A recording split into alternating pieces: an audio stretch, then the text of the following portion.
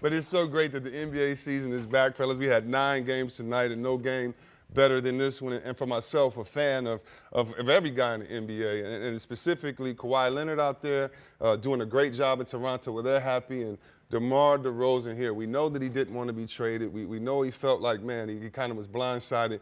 But it looks like he found a home, a system, and some teammates, Zeke, that really welcome his presence, that want him to go score. And by the way, if you can't get that mid-range, I'm out here standing by the three-point line. Yeah, and Mikhail and I were talking, before the game, how Popovich is doing such a great job just in terms of, welcoming, DeRozan and talking him up. And, when you talk about, mid-range play, I mean, tonight they score 143 points, right?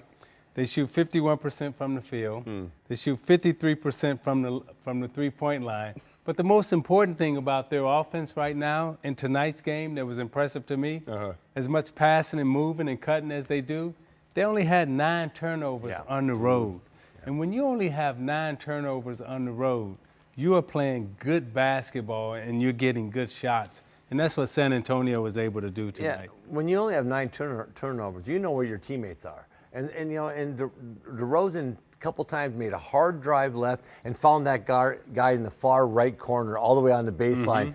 And when you know where your players are, your fellow players, it's easy to play because as soon as you pick the ball up, you're immediately looking for spots.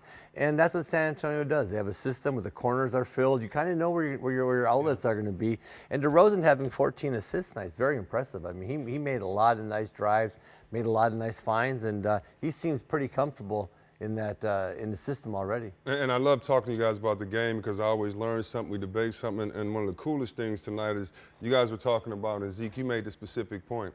Right now, it's a culture in the NBA where everyone knows how to check the three-point line. But I don't know if they know how to check the mid-range anymore or the post anymore. And so even though the game's always evolving, it always goes back to the fundamentals, and that's how to get your mid-range game and in the post. And this is where Popovich is always ahead of everyone, right?